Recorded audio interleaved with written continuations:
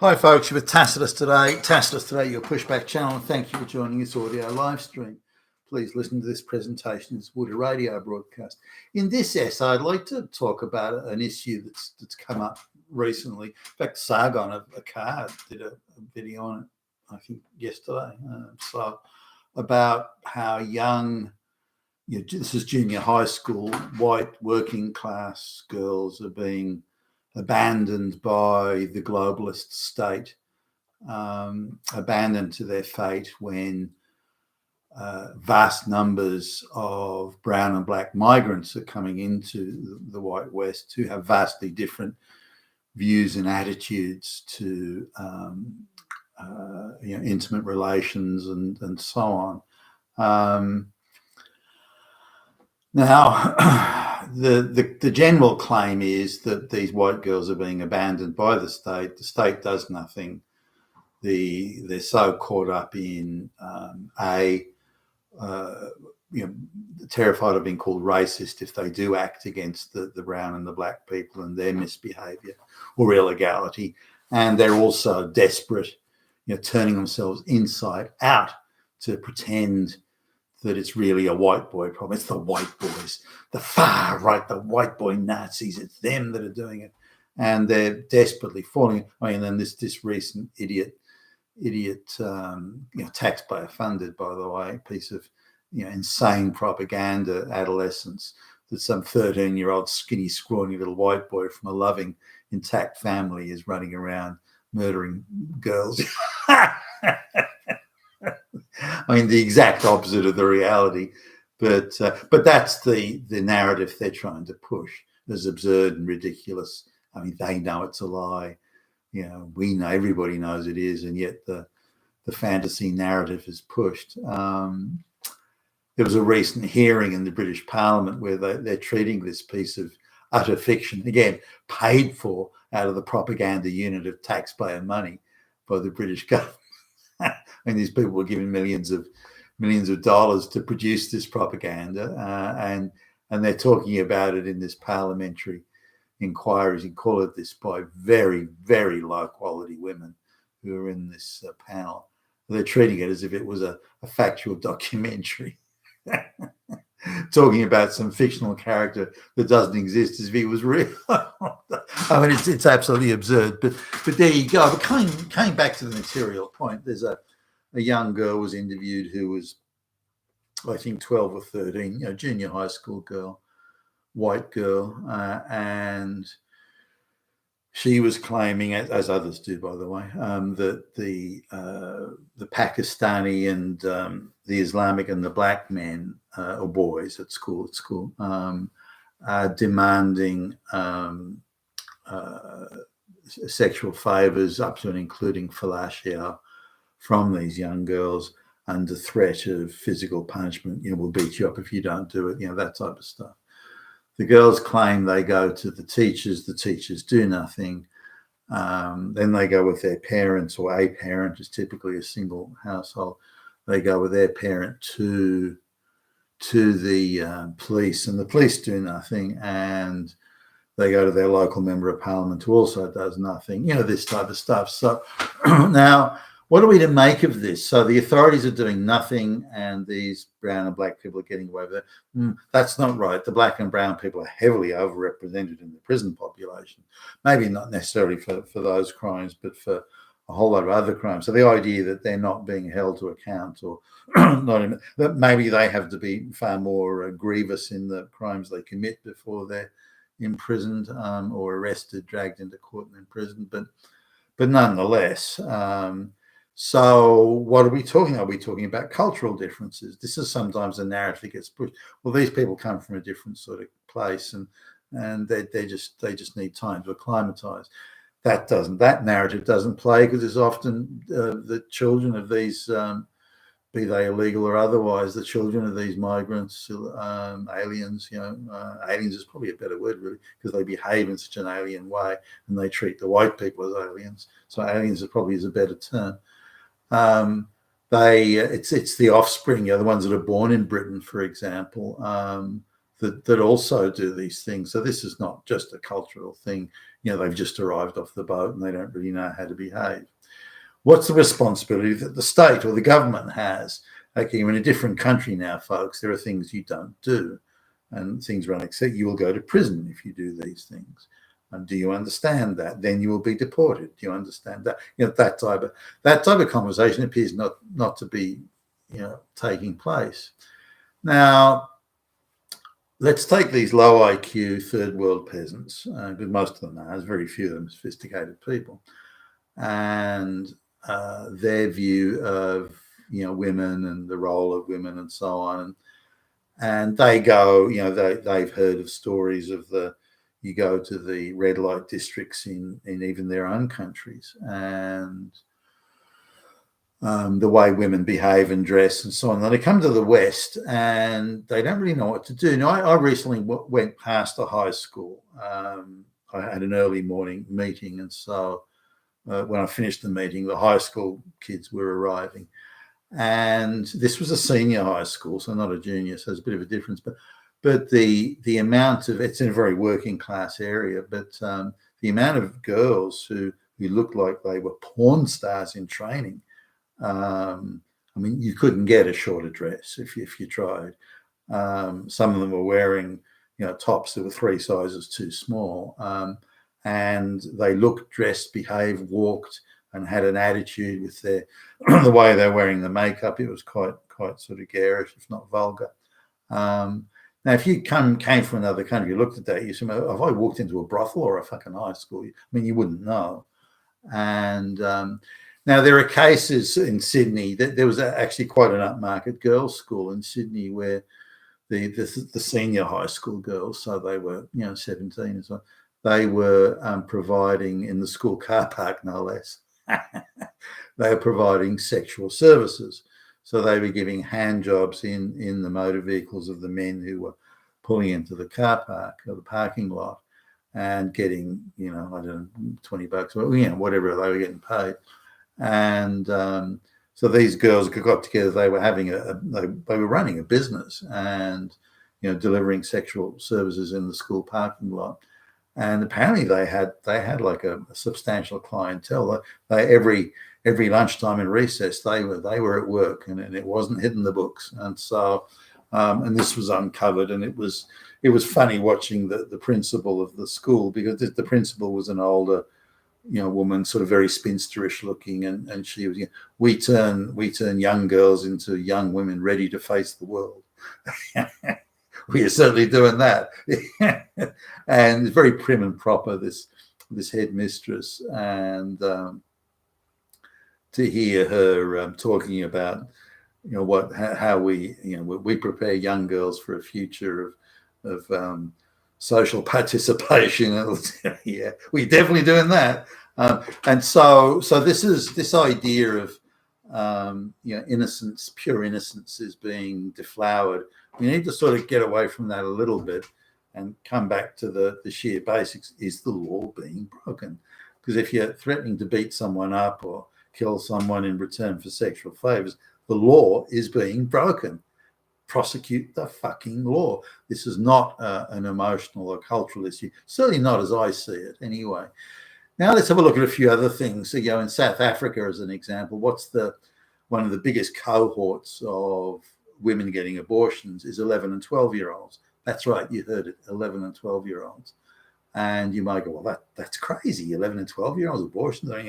But this is black girls I'm talking about here. So this is what's going on there. It's not unusual, strange, or untoward for 11 and 12-year-old black girls to copulate.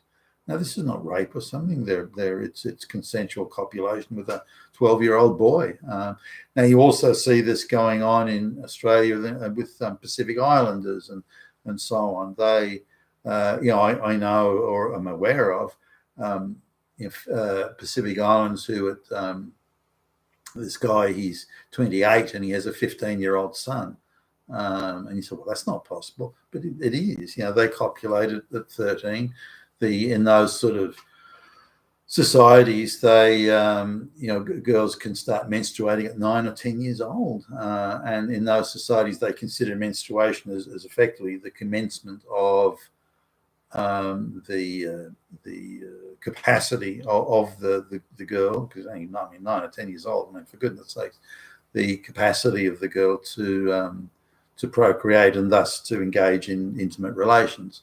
So you'll see the same in the United States in the government, the poor in the projects, the government housing areas. Again, the amount of abortions that the clinics perform in those areas for girls who are, again, sort of 11, 12, 13 years old. That's primarily, not exclusively, primarily a black girl issue wherever you go in the world, or a brown girl. You don't get too much of it in the West, or in the white West, or among the white population. Now, but among the working class population, white working class, it's again quite different. The values that a middle class household would have, as I mean, just considering myself, as I was walking past that high school, looking at those porn stars in training, girls, I thought, I wouldn't have my daughter go anywhere near their school like that, and I wouldn't. But that's my, I don't know, middle class as an Australian definition of middle class, not the British definition of middle class, which is a rich person who's not an aristocrat. In Australia, middle class means you have, social mobility and options and so on.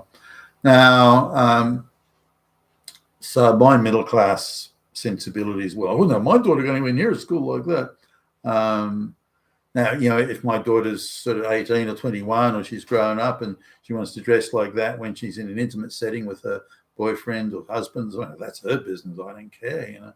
That would probably work in her favor in terms of, cementing intimate relations in a setting like that. But in terms of a school or at a young age, no, absolutely not. I wouldn't have it. Now, I've dated a lot of, fit, sporty girls who like to show off their bodies, sexually. They like to wear sexy outfits and so on. So that's, I don't want to suggest prudishness should be a primary factor, and it shouldn't be. So what's the issue here? Young working class white girls are sexually active at a much younger age, and the sort of clothes they go to school wearing, the bum cheek short dresses and the tight tops and the slut looking hairstyles and the makeup and the body piercing and goodness knows what, they're going to attract unwanted attention from anybody, because if you're looking like that and dressing like that, you must be available for sex. Now, there's a guy who a colleague of mine, a former colleague, and he got an acreage. He bought acreage in an area that's the nearest school was in quite a working class area, and so his daughter went to that school, and she was, I think she was, the fourth year of high school, maybe fifth year, something like that, and she didn't bring any boyfriends home, and he said, "Look, what's the issue? Is there a problem here?" And she, he was divorced at the time. She says, "Oh, the only way to get it." So he tells me the only way to get a boyfriend is if you're prepared to engage in fellatio in the school car park, and that they primarily were migrant boys, brown sort of migrant boys, but some white boys as well. And she wasn't that interested in the brown boys, and so didn't really want to do it. And so he tells me so, but she was earnestly telling him. So he tells me that the only way to get a boyfriend was to engage in fellatio at the age of 15. I thought that was. Now, I briefly went to a very working class high school as a kid, and the views and attitudes there to intimate relations, even again girls who were 13, 14, was vastly different to more middle class schools. I remember I was in first year, and this girl, who I thought was pretty hot, by the way, she took me by the hand and said, why don't we go at the back, and for a couple of bucks I'll show you my bits, and I remember blushing, crimson upon crimson, and almost falling through some sort of crack in the floor, and running away. But no, now the idea that in an upper middle class area school that sort of thing would happen, that even a girl would suggest that, was unthinkable. All the families were intact. Nobody was divorced. All the dads were sort of professional people, and the difference in behaviour and attitudes to intimate relations and personal relations, social relations, and so on, the sophistication of relations, people had good manners and so on. Whereas the working class school, it was, do you want to fight or do you want to fuck? And it was a very crude, vulgar thing, and this was, particularly the brown and those sort of like the Arabic sort of people, but also, say, working class Irish were into that as well. So this idea that it's only a brown person thing is probably missing the material point here. The white people, as I recall at least, the white boys never treated the girls, no matter how short their dresses or how sort of slutty they appeared, never treated them as social trash, whereas the brown and black boys appear to, you're utterly irrelevant, you're just trash, you're not even the shit on my shoe. But that's the attitude that the elites have to white working class people as well. It just so happens that the two groups have, more for different reasons, by the way, more or less have the same view of the working class white people, and one suspects that's why they're falling between the cracks of who cares or who does something. To me, it's an issue of, well, two things. If migrants from third world low IQ peasants are being brought into the West, bad idea, but it's happening and it has happened, then they need to say, well, this is how you behave in this country. No, I'm not debating it with you. If you don't like it, fuck off back to Pakistan. That conversation, not crudely put like that, but that needs to be had. And if you go around threatening people, if you don't get what you want, threatening assault or indeed engaging assault, then again, you're gonna find yourself in trouble with the authorities and you'll be deported. I mean, do you want that? It needs to be rigorous and vigorous. Similarly, white working class girls you wouldn't call them sophisticated, and the only thing they understand, because they come from a divorced household, the only thing they understand is the million boyfriends that mum has. And they can hear what goes on when mum goes into the bedroom with the boyfriend, and so they have a view of the world which is, well, the only thing I have to trade with, the only thing my mother has to trade with is sex. And therefore I need to look as slutty and sexy as I can because that gives me somehow power. But again, their lack of sophistication generally leads them to believe they have something to bargain and trade with that they really don't. And so we're looking at a whole lot of issues here. And as best I can tell, there's no effort to do the idea that it's white boy misogyny and patriarchy is utter and total bullshit.